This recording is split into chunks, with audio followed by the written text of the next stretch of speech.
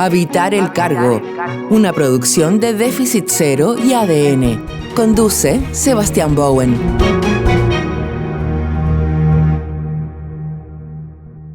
Bienvenidos y bienvenidas a un capítulo más de Habitar el Cargo Parlamentario, un programa que estamos haciendo justamente con los candidatos y candidatas al Parlamento de nuestra República para hablar de su experiencia de vivienda, barrio, ciudad, pero desde ahí poder conversar de los desafíos que tiene Chile y particularmente el desafío en materia habitacional. Soy Sebastián Bowen y en el capítulo de hoy tenemos una conversación con una persona que es mucho más joven que yo. Así que vamos a preguntarle un poco de eso, porque bien encuentro interesante su historia. Chiara Barchiesi, ¿estoy bien en la pronunciación? Perfecto. Sí, diputada actualmente por el Distrito 6 Sí. y actualmente candidata justamente a diputada por el mismo distrito. Así que nada, Chiara, muchas gracias por estar acá en Habitar el Cargo. Muchas gracias, Sebastián, a ustedes por la invitación. Yo feliz. Oye, ya voy a partir con esa pregunta en realidad, porque tú entraste al Parlamento, disculpa que lo diga, no sé, a veces con la edad hay que tener cuidado siempre, pero con 24 años. Sí, claro, fui electa con 24. Fuiste electa con 24 años. Eso me contabas que ha sido como un récord histórico, ¿cierto? En el Sí. Parlamento, para una mujer sobre todo. Y nada, ¿cómo fue esa experiencia? ¿Sí? ¿Cómo fue llegar? ¿Te lo esperabas? ¿Qué, Sí, qué no. fue eso?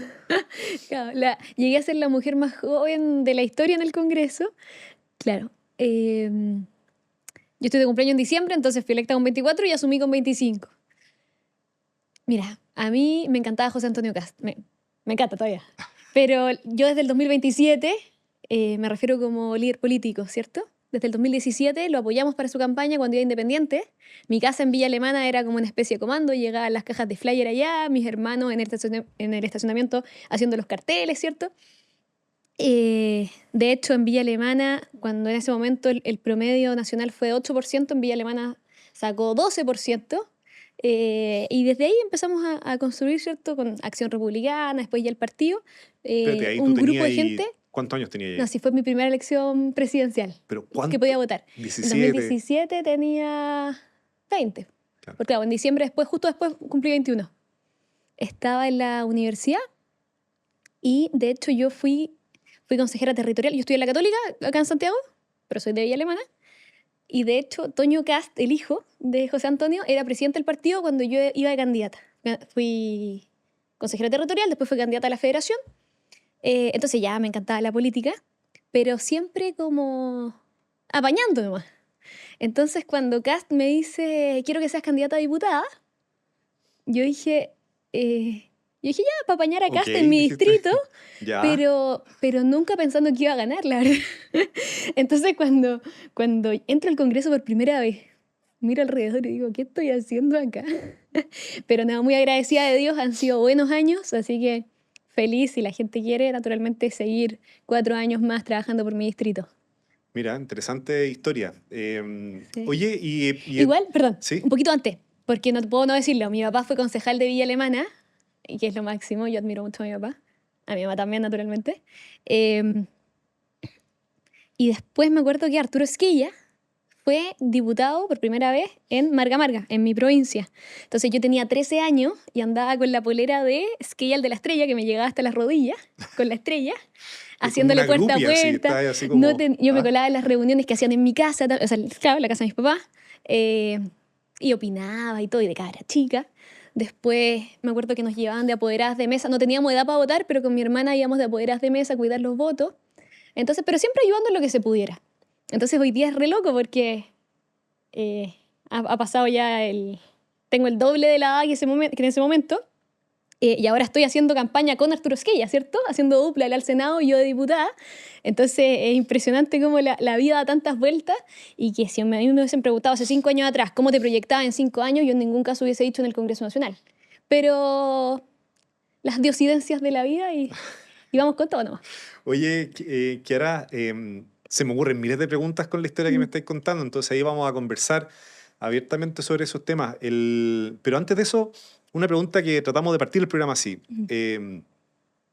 ¿Dónde naciste? ¿Tu primera casa? ¿Tu primer barrio? ¿Qué te acuerdas en el fondo de los lugares donde creciste, por decirlo así? Y tus primeras sensaciones que tuviste de eso, de un hogar, de una vivienda, de una ciudad. Ujú. ¿Dónde fue eso? Yo soy la cuarta de 5 hermanos. Ujú. En Villa Alemana de toda la vida, ¿cierto? Justo los 3 primeros hermanos habían nacido en otra casa, en un condominio, y después mis papás ya, un poquito antes que yo naciera, eh, se cambiaron de casa y es la casa de toda la vida, ¿cierto? De la que siguen viviendo mi familia, en Villa Alemana. Yo me acuerdo que cuando caminaba al colegio, que estuve en varios colegios, pero había uno que estaba a 4 cuadras, en ese tiempo esas calles, la mía no, la mía estaba pavimentada, pero las otras eran todas de tierra. Y con los años de a poquito cada una se iba pavimentando Mira. hasta llegar al colegio. Y Villa Alemana, bueno, yo soy muy no santiaguina, de hecho, cuando vengo acá es como que me tengo que preparar para ir a Santiago. Qué lata. Tú tenés que te hagas un programa. Pero estudié acá, sí, pero terminé la U y dije, de vuelta para la casa. Aparte soy agrónomo, entonces es mucho más fácil encontrar pega afuera de la capital. Y bueno, la cosa es que salíamos a andar en bici con mis compañeros, que vivían todos cerca. Una vida Es muy tranquilo. muy de barrio tranquila. En el Sí, el micro en la puerta de la casa, que es un regalo, la conectividad. Y desde ahí, o sea, pasan micros desde para ir a Casablanca, cuando íbamos al Santuario Los Vázquez, para ir a Viña, Valpo, qué sé yo. Estuve, claro, en varios colegios. Estuve en los Maristas, terminé en el Alemán, que estaba cerca, en Villa Alemana, en el Montesol, que era un colegio muy hippie también, era bacán, me encantaba. Estaba en Quilpuesi. Pero, pero al final era todo... Villa Alemana dentro de todo sigue siendo tranquilo, ¿cierto? Y como somos 5 hermanos, siempre la casa llena. Entonces, y amigos de los hermanos, de repente nos pasaba que nos invitaban a un cumpleaños y nos invitaban a los 5. Entonces también tenemos esa dinámica de... Achoclonado. Sí. Y que hoy día me pasa que, bueno, en estos años han pasado muchas cosas. Yo cuando asumí como diputada vivía con mis papás. Tenía 24 años, partí en el Congreso con 25, pero en estos años me casé, hoy día tengo una hija. Entonces igual han pasado muchas cosas en estos ya casi 4 años. Que claro, la vida ha cambiado mucho, pero para bien, naturalmente. Es interesante lo que mencionas. Yo soy papá de un par de mellizos, de Elisa y Matías, tienen 8 años. ¿Ya? Qué intenso de a dos. Sí, sí. Es como una economía de escala. Los primeros 4 años son más intensos, después Claro. juegan juntos. Claro. Oye, yo no sé si hay un cambio más radical en la vida de uno, en el fondo, que el hecho de ser papá o mamá, supongo. En el fondo, ¿fue para ti eso mismo, en el fondo, tu experiencia, cómo te cambió? Incluso tu ser diputada, digamos, tu mirada desde el punto de vista de hoy día hacer una política, una vez que fuiste mamá. ¿Hay algún cambio? ¿Sigue siendo lo mismo? Pero ¿en qué sentido puede ser ese cambio? Sí, no, muchos cambios. ¿Por qué? O sea, desde que creo que soy una persona mucho más fuerte, desde que la oxitocina de la lactancia que está en el cielo, entonces ando paz y amor con todo el mundo. Como que ya los problemas, todo me lo tomo muy distinto. ¿Eso Como que será hay bueno cosas para la más campaña, me importantes. pregunto yo? Yo creo que sí. Naturalmente que equilibrando los tiempos. Soy súper responsable, entonces si me pongo un objetivo me dedico al 100% para cumplirlo. Entonces, claro, pasó, y no solamente la campaña anterior, sino que estos años de trabajo en terreno, cuando vivía con mis papás era súper fácil porque estábamos todos los días en la calle. Y como yo vivo en el mismo, o sea, en la misma región del Congreso, es súper fácil porque antes del Congreso tenemos una actividad, no sé, en Limache, después del Congreso. Salgo del Congreso, me voy a Petorca o a Puchuncaví, qué sé yo, o sea, era todo siempre con mucha actividad. No era como semanas legislativas, semanas distritales, sino que todo muy mezclado. Entonces, era todo muy intenso, pero una vez que me casé, yo dije, claro, que me casé para morirme con Felipe, entonces no puedo ya estar al ritmo que estaba antes porque hay que empezar a equilibrar en la vida. Entonces, ahí el desafío de empezar a compatibilizar de buena manera y que no se olvide de mi cara.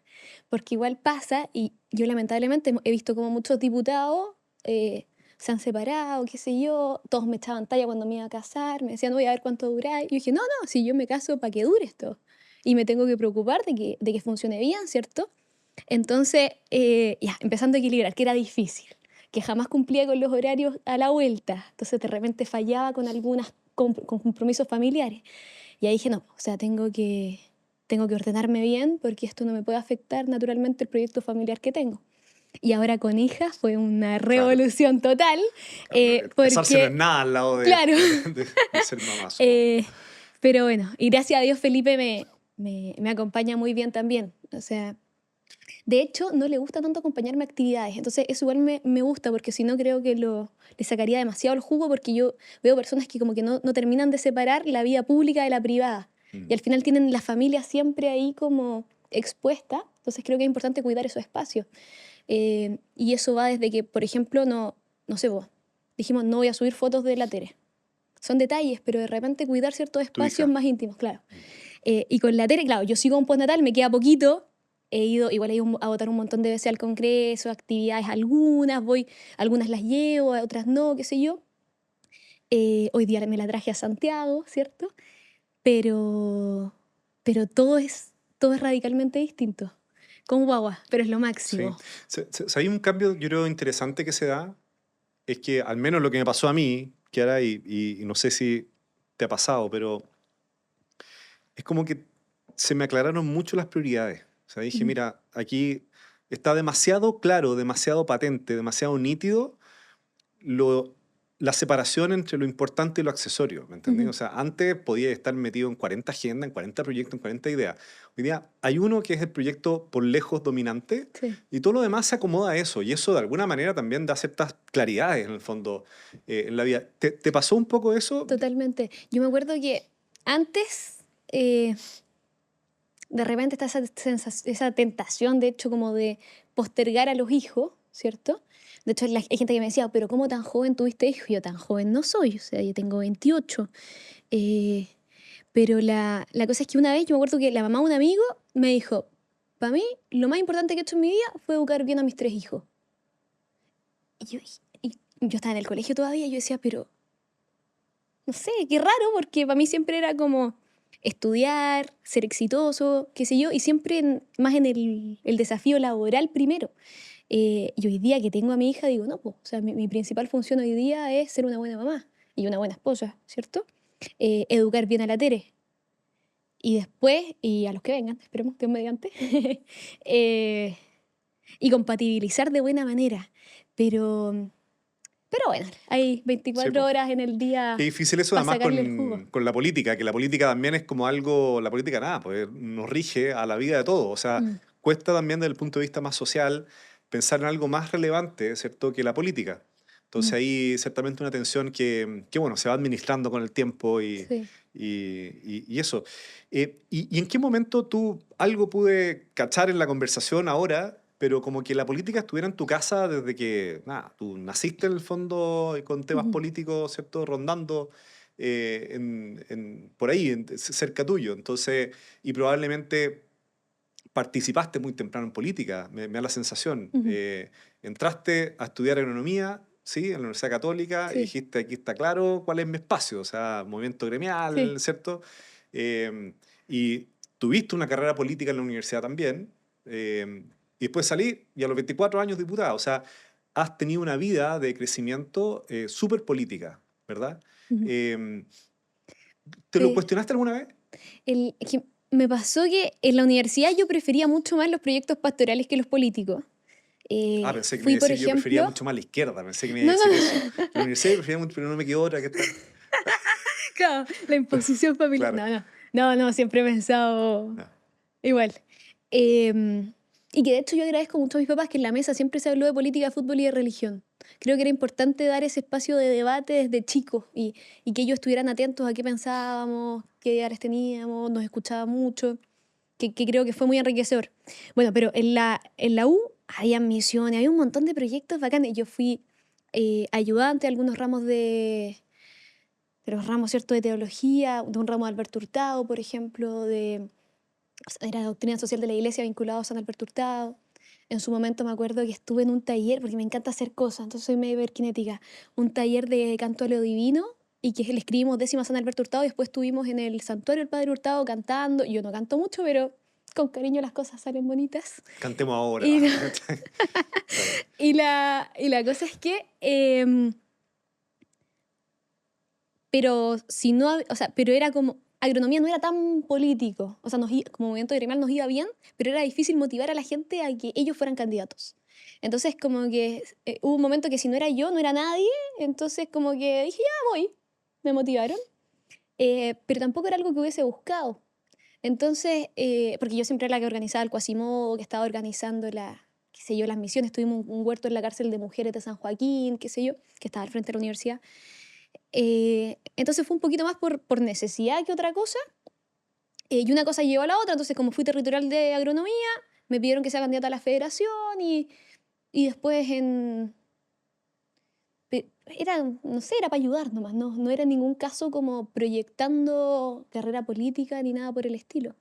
Y si hoy día me preguntan cómo me veo en 5 años más, tampoco sé, yo confío Claro. harto en la divina providencia. A veces cuando uno está atento nomás a las cosas que van pasando, funciona mucho mejor que cuando uno intenta forzar algo que simplemente no se da. A veces, Mm. ¿cierto?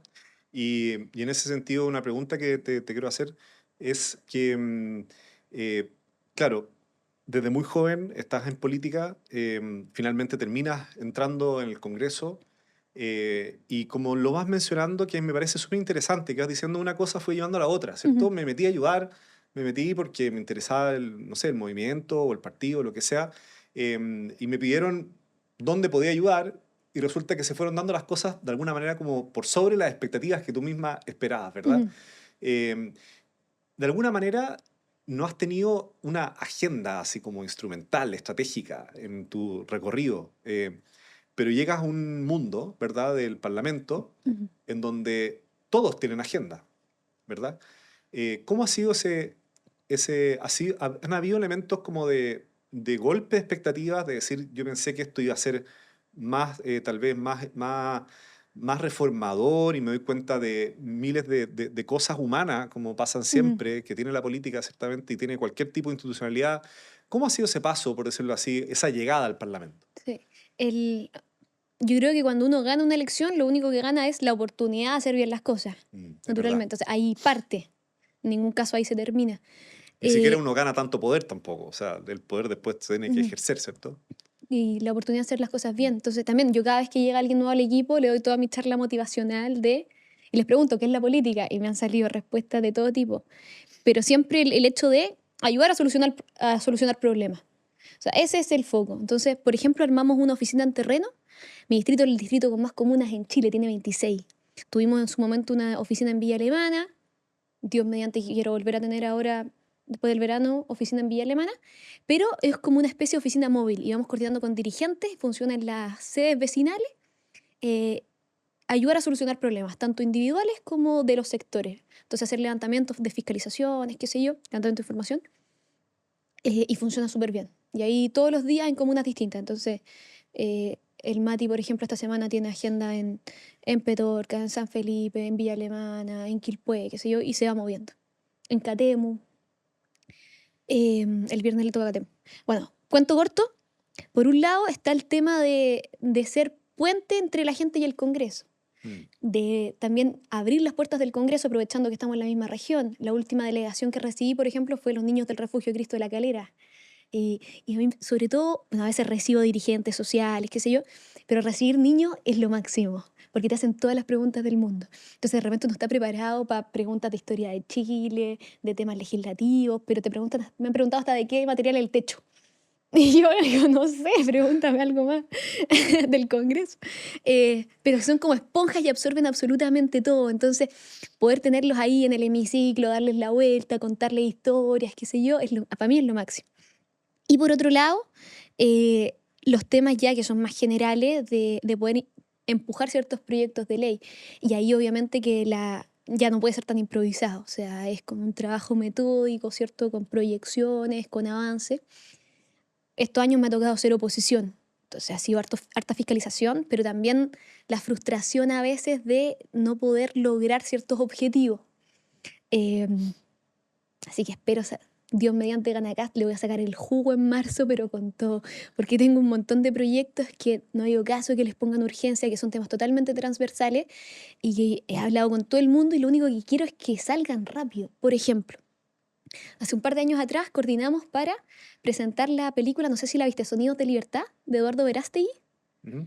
Es una película basada en hechos reales que es durísima porque habla de bueno, abuso infantil. Y ese día yo conocí a una prefecto de la PDI que trabaja en la unidad de cibercrimen en Valparaíso y ellos trabajan estos temas a través de Internet, cómo hay material y la cosa se difunde y cómo ellos buscan a través de Internet a las personas que están detrás de esto, a los adultos que están detrás de esto. Sacamos una batería de 3 proyectos de ley, que es para darle más herramientas a la PDI para la persecución de estos gallos, para meterlos en la cárcel. ¿Y sabéis qué? No ha habido caso que me pongan urgencia. He hablado con ministros, con presidentes de las comisiones.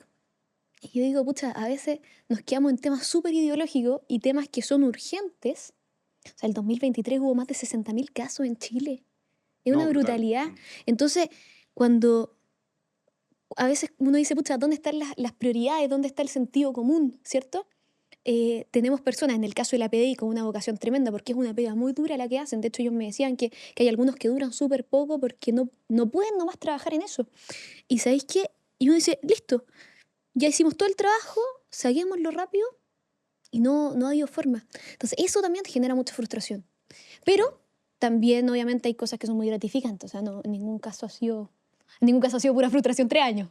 Sin duda. Y en esa, cuando tú mencionas justamente los proyectos de ley que estás impulsando, dijiste proyectos que serían totalmente transversales. Cuando uno ve tu historia, que te mencionaba, ¿cierto? Bien vinculada a la política desde un halo más familiar también, y con mucha claridad de cuál es el sector, uno puede ver ciertos paralelos con otras personas que han tenido otra trayectoria política, ¿verdad? A veces que han conocido, qué sé yo, a su partido en su comuna, cuando eran Mm. estudiantes secundarios y desde ahí se metieron y se transformó el partido en una suerte también de socialización, o sea, de espacio donde conoces amigos, gente, Ujú. una tribu, y te vas formando en esa historia.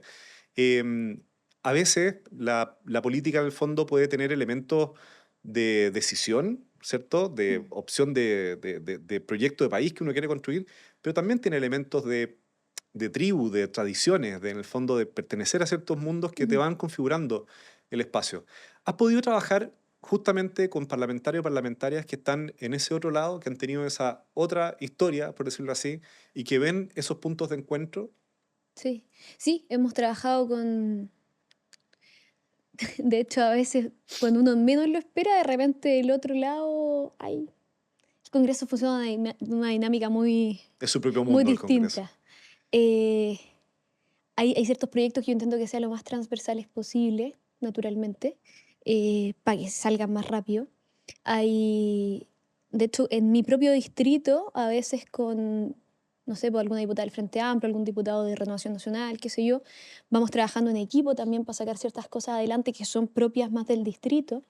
No sé, por ejemplo, eh, con la Comisión de Recursos Hídricos fuimos hace como un año atrás al embalse Chacrilla, a Putaendo, tuvimos reunión allá con la Junta de Vigilancia, con comunidades de APR, bueno, que hoy día se llaman Servicios Sanitarios Rurales, pero ya, quedó el APR. Claro.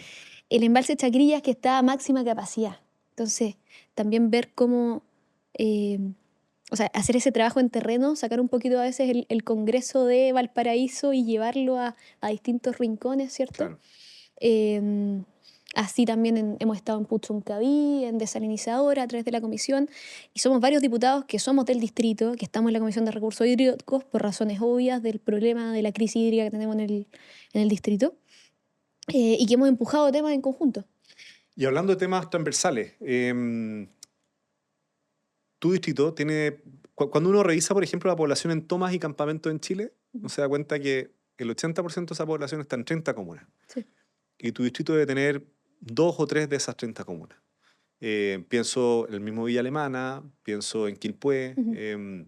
San Felipe. San Felipe, exactamente, San Felipe. Ujú. Entonces, ¿cómo estás viendo la problemática del acceso a la vivienda desde tu distrito, pero también en el país?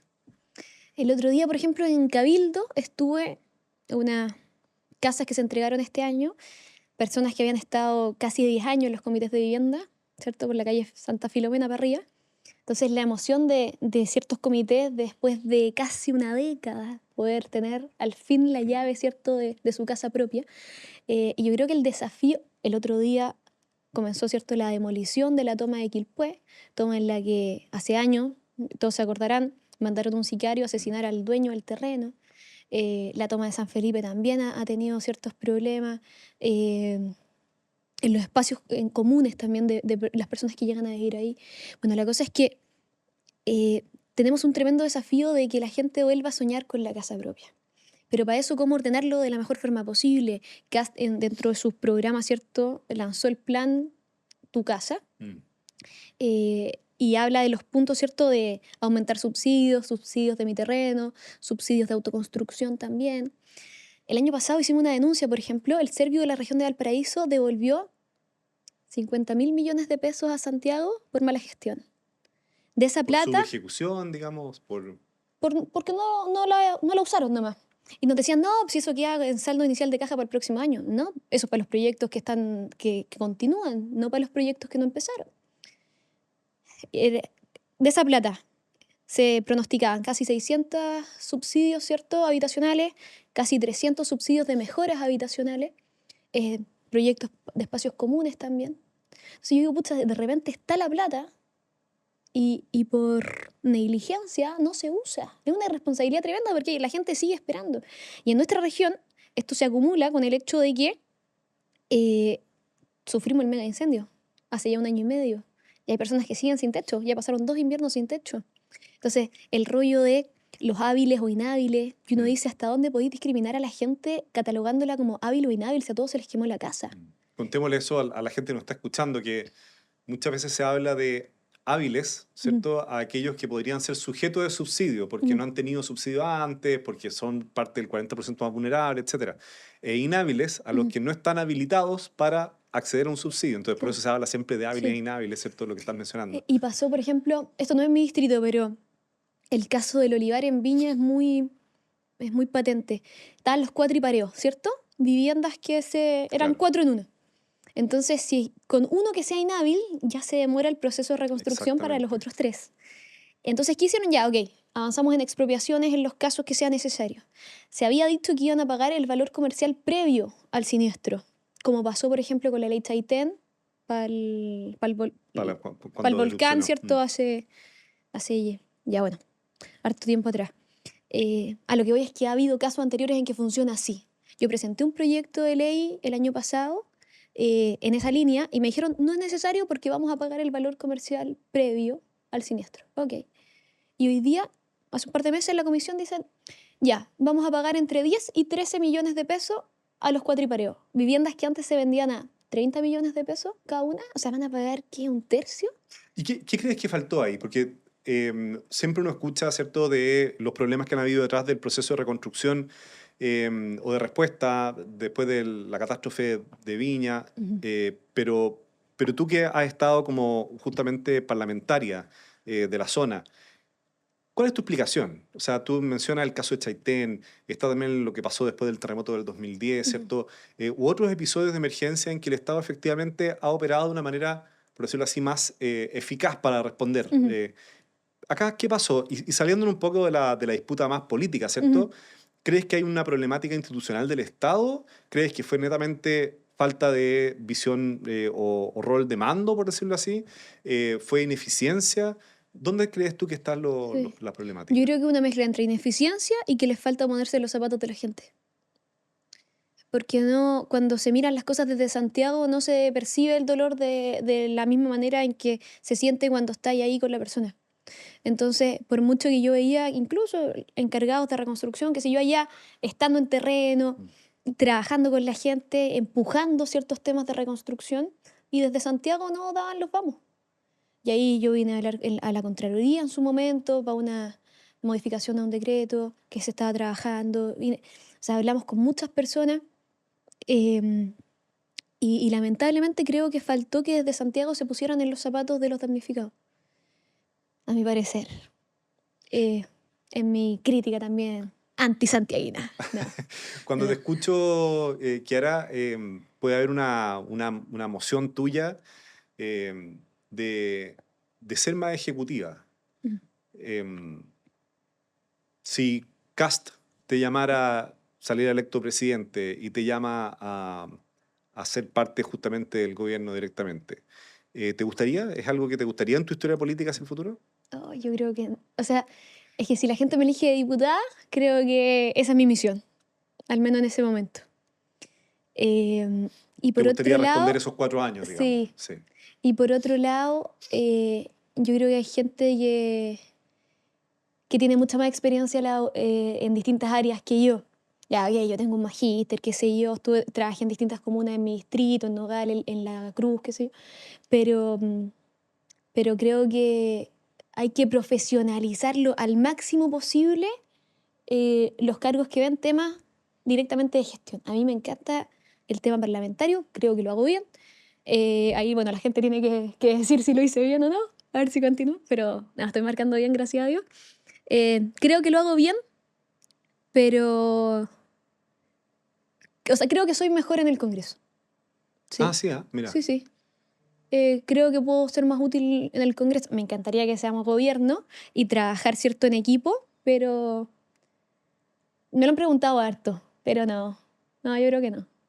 Perfecto. Oye, y respecto, estamos claros que el gran desafío, ¿cierto?, es, tú lo mencionaste, volver al sueño de la casa propia, Ujú. ¿verdad? O volver a que los chilenos y chilenas tengan ese sueño.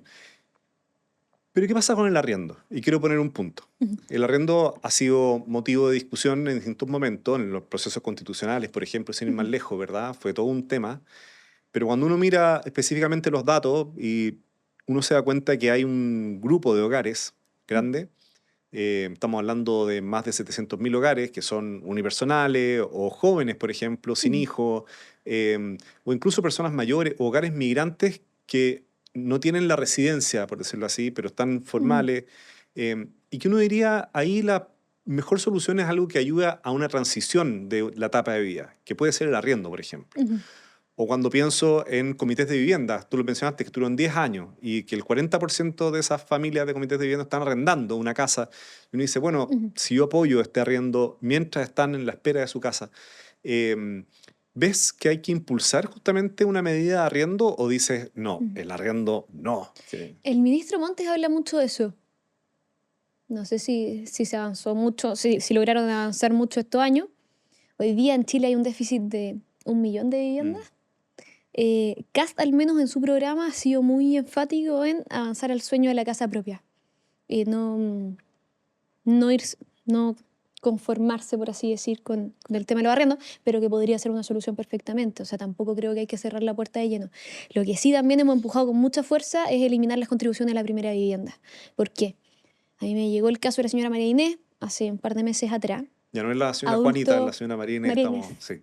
que ya tiene 71, cuando subí el video 70, eh, orden de embargo por no pago de contribuciones. Bueno, ahí también tenían un problema particular con la familia, pero el caso es que yo mandé un oficio de fiscalización a la tesorería para pedir información de mi distrito. ¿Sabes cuántas personas hay embargadas actualmente solo en las 26 comunas del distrito 6? Más de 12.000. Es una brutalidad. Más de 25.000 personas que han tenido que suscribir convenios de pago. Había casi 70.000 ¿Y con eso es por problema de deudas contribuciones? por problemas de Específicamente contribuciones, eso. por no pago de contribuciones. Es una brutalidad, más de 12.000 solo en mi distrito. Entonces cuando dicen, no, sí, eso es para unos pocos, hay mucha gente que lo está pasando mal en este momento por el tema de las contribuciones. Y también pedí de pasadita, que yo por lo menos no quedé conforme con la respuesta, el cálculo, que transparenten bien el cálculo de cómo se llega al número de las contribuciones, porque igual queda la sensación de como que las suben y debería ser, o sea, debería ser público, ¿cierto?, el cálculo y queda la duda de dónde viene ese número, de dónde salió, ¿cachai? Pero creo que es de justicia terminar con el pago de las contribuciones a la primera vivienda porque al final la gente se termina siendo arrendataria de su propia casa. O sea, después de toda una vida de sacrificio para poder adquirir tu casa y al final termina siendo como arrendatario del Estado, porque si no le pagas te la quitan. Y eso, a mi parecer, es muy injusto. Fíjate que una de las propuestas que hemos estado trabajando, y te la quiero plantear para saber así como Ujú. ahora mismo en la conversación tu opinión, pero ciertamente hay que conocerla mejor y todo el tema. Pero fíjate algo interesante, ¿qué pasaría? Nosotros cuando hay una emergencia, como tú la estabas mencionando ahora, existe un decreto de emergencia, ¿ya? Y es que básicamente el presidente dice esta zona es una zona de emergencia y por lo tanto va a tener cierto fast track, ciertos proyectos, se va a crear un plan de obra, va a tener ciertos incentivos incluso que pueden ser tributarios, con tal de responder rápidamente a esta emergencia, o sea, levantar toda la demanda de los damnificados, ¿cierto? Se va a hacer una ficha en particular, etc. ¿Qué pasaría si uno implementara las zonas de emergencia habitacional? O sea, asumiéramos que la emergencia habitacional actual se encuentra concentrada en ciertas zonas, algunas de esas, por ejemplo, en tu propio distrito. Y uno dijera, bueno, vamos a decretar que estas zonas, en el fondo, en conjunto con el plan de emergencia habitacional, se asume legalmente que se va a aplicar un decreto de zona de emergencia habitacional que va a permitir que los proyectos habitacionales, los proyectos urbanos, tengan un fast track, ¿verdad? Se puedan atraer ciertos recursos a través de mecanismos tributarios, se pueda generar un plan de obra, se liberen otros recursos estatales, etc. ¿Te parece que es una idea que tiene asidero? Totalmente. De hecho, quizás Kast lo recogió aquí mismo porque lo incluyó en el programa. Claro, efectivamente José Antonio Sí. Kast incluye la idea de zonas de emergencia habitacional. Sí. Y también pensar en los barrios, no solamente individualmente en la vivienda, que naturalmente es muy importante. O sea, corredores verdes, por ejemplo, espacios de encuentro en la comunidad, cómo poder avanzar a que sean barrios seguros, ¿cierto? Hay un montón de aristas de comunidad que hay que incluir en los planes, ¿cierto?, de emergencia habitacional. Y también cercanías con establecimientos educacionales, con supermercados, la conectividad que tienen esos lugares. Hay un montón de aspectos que hay que considerar porque no sirve simplemente que los barrios sociales se vayan marginando, ¿cierto?, a los extremos de las comunas, sino que cómo realmente integrarlos de buena manera Claro. y que tengan también todos los servicios a mano. ¿Y eso cómo se puede compenetrar? Me parece interesante hacer esta pregunta a ti, que has estado en la Comisión justamente de Recursos Hídricos y Desertificación, ese es el título de la comisión directamente. Cuando resulta que estos barrios o esta necesidad de vivienda, si uno genera un plan de vivienda, ¿verdad?, en Chile, necesitan tener acceso también a agua, ¿verdad? Y muchas veces la problemática no es solo la factibilidad sanitaria desde el punto de vista de la operación, sino que es que efectivamente estamos ante una situación de sequía en muchos casos. ¿Han visto estrategias concretas en el fondo en que Chile puede enfrentar esta problemática desde la Comisión? Sí, bueno, desde la comisión varios puntos. Hay temas que son de iniciativa exclusiva del presidente, otros que voy a mencionar ya, otros que hemos empujado nosotros. Por ejemplo, que quizás antes de entrar de Sí. lleno al tema de comunidad, pensando en temas de agricultura, yo soy ingeniero agrónomo de profesión, hemos, por ejemplo, postergado los tiempos para la inscripción de los derechos de aprovechamiento de agua en el catastro público. ¿Por qué? Porque se pasó mucho que con la reforma al Código de Agua hay muchas personas que se iba a vencer el plazo y todavía no inscribían. O sea que les iba a ser una especie como de expropiación por caducidad, ¿cierto?, de sus derechos de aprovechamiento de agua, considerando que muchos son adultos mayores que viven en zonas rurales y que no se enteraron a tiempo. Entonces el desafío también hemos tenido que ir corriendo un poquito los plazos para poder acompañar con el tiempo, ¿cierto?, a INDAP, a distintas organizaciones que están haciendo toda una pega de comunicación para que las personas puedan hacer los trámites a tiempo. Y que son trámites caros también. Necesitan un abogado, qué sé yo. Después, José Antonio Kast presentó, ¿cierto?, dentro de sus propuestas de gobierno, un nuevo plan de concesiones para obras públicas, reutilización de agua gris, desalinización, embalse. Yo estuve en Petorca hace como un mes, el río seco. Era un río de piedras. La vez anterior que había estado ahí, estaba el río. Ahora eran solo piedras. Entonces, ¿cómo eso afecta? Bueno, de partida a la agricultura, a la minería, ¿cierto?, que son fuertes en mi zona, pero también tenemos comunas que son 100% servicios sanitarios rurales, como Olmué, por ejemplo. Y ahí pasa, mi tatara Olmué. Yo crecí todos los fines de semana, los veranos, qué sé yo, en Olmué. Cuando el Parque de los Caballos tenía caballos, de verdad, ahora hay estatuas de caballos, pero que son preciosas. De hecho, conozco al escultor, que es de Olmué también, el de las estatuas, y los caballos los llevaron para otra parte. Hoy día están con una crisis hídrica muy importante. Entonces, de hecho, pasamos a saludar al caballero que vive donde vivía mi tata ahora, y estaba sin agua. Y nos fue a conseguir a otro lado. em, ¿Qué? y al final es súper difícil porque uno de repente se acostumbra a ciertas cosas que son básicas, pero hoy día hay mucha gente, y aquí cerquita de Santiago, y me imagino que en zonas rurales de Santiago también, que no tienen acceso a agua potable como nosotros, Claro. que simplemente abrimos la llave y a veces Claro. no tenemos la conciencia de que hay que cerrarla un poquito más rápido. Qué importante este punto y preguntártelo a ti directamente, porque en un momento en que la política está centrada, ¿cierto?, en lo contingente, ni siquiera en el corto plazo, en el plazo inmediato, bueno, todo el tema de las redes sociales, estamos en periodo electoral además, que se potencia justamente aquello.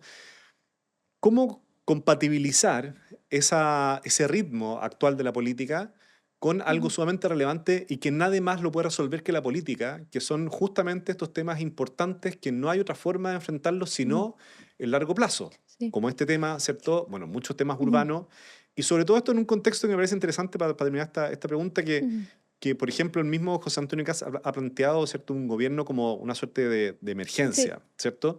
Que la emergencia, lo que tiene uno en la cabeza, se le conecta inmediatamente con la palabra emergencia, es el corto plazo, acciones Ujú. rápidas. ¿Cómo compenetrar justamente estas medidas de corto plazo que se comen la agenda con lo de largo plazo, que es altamente relevante y que nadie más que la política lo puede ejercer? Hay algo que recién no mencioné, entonces para Sí. cerrar la idea. Cuando decía que hay temas que son de iniciativa exclusiva del presidente, por ejemplo, creo que es muy injusto también que agricultores que están en zonas con decreto de escasez hídrica tengan que seguir pagando contribuciones, que no pueden producir. Son temas que de forma no vinculante hemos levantado desde la comisión y que hemos intentado que el gobierno nos escuche y que bueno, hay que seguir empujando nomás. Solo por dar un ejemplo de cosas que no perfecto. tenemos las atribuciones nosotros, pero que de todas maneras las hemos ido empujando. Y respecto a la pregunta, cuando estuvimos en el embalse Chacrilla, claro, el embalse Chacrilla yo creo que tiene menos de 10 años, sí, fue en Piñera 2 de hecho, que se hizo. Es súper reciente. Y todo el mundo decía, ¿para qué hace un embalse si tenemos sequía? No se va a llenar nunca. Y cuando fuimos estaba con los rápidos de descarga funcionando, estaba a máxima capacidad. Y ahí uno dice, qué bueno que hubo gente que tuvo visión de largo plazo para empujar estos proyectos.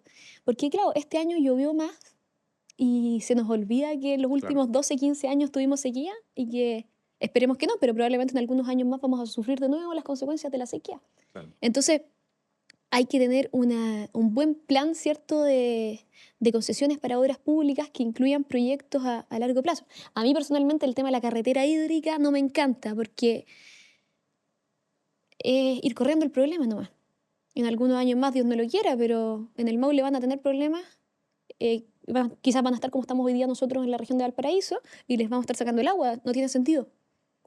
Gracias a Dios Chile tiene una costa maravillosa, así que los proyectos de desalinización pueden tener un buen desempeño, ¿cierto? Y bueno, y así tantas cosas. Así que el tema es que, claro, son proyectos de largo plazo, entonces la idea es que sean con visión de Estado y no solamente con el gobierno de turno. Exactamente. Bueno, y en eso construir acuerdos lo más transversales posible es altamente relevante. Y el largo plazo, en el corto plazo, es otra de las cosas que administrar. Pues así como comenzamos esta conversación, ¿cierto? En la administración, entre que te toca a ti hoy día, entre ser mamá, familia, ¿verdad? Y ser política y estar definiendo con decisiones en el Congreso el futuro de nuestro país. Ambas cosas son altamente relevantes y también implica administrarlas. Así que nada, Kiara, te quiero agradecer por esta conversación, por este espacio. ¿Tan rápido? Mira, fueron como 40 minutos, así que se nos pasó volando. Buenísimo. Un gusto conocerte y una pregunta final, a ver si te sale rapidito, pero si tú tuvieras que escoger 2 personas del Parlamento o de las candidaturas actuales, pero que no son de tu partido y que te gustaría tener de vecino o vecina en un condominio, ¿quiénes serían? 2 personas de los que están hoy día, voy a nombrar a 2 que son de mi región, con los que hemos estado trabajando harto y que de hecho muchos temas respecto al mega incendio lo hemos estado trabajando en equipo, que son Andrés Longton y Otuiti Teo. Bien. Sí, hemos hecho harta Un pega en condominio equipo. entonces con Lonton Ah, y Otaviti. pero sí, Vamos a hacer. ¿verdad? Condominio, así que en Rapa Nui puede ser con Claro, Otaviti. Rapa Nui. Muchas gracias, Kiara. Y nada, Gracias pues a ti. que te vaya muy bien con tu familia. Y estés donde estés, el día de mañana, sea en el Congreso, en el Ejecutivo, en otro lado. Qué bueno saber que te importa el tema de vivienda, te importa el tema de los barrios. Y sobre todo, si el día de mañana sale presidente un José Antonio Cast y lo vamos a ir a molestar con estos temas, De todas maneras. vamos a tenerte ahí de embajadora en esta temática. Así que nada, muchas gracias por estar acá en Habitar el Cargo. Gracias a ti, Sebastián, y a todo el equipo. Y nosotros nos vemos en el siguiente capítulo con otro candidato o candidata al Parlamento de la República para seguir conversando de vivienda, barrio, ciudad y tantas cosas que están sucediendo hoy día en nuestro país. Chao. Habitar el Cargo, una producción de Déficit Cero y ADN. Conduce Sebastián Bowen.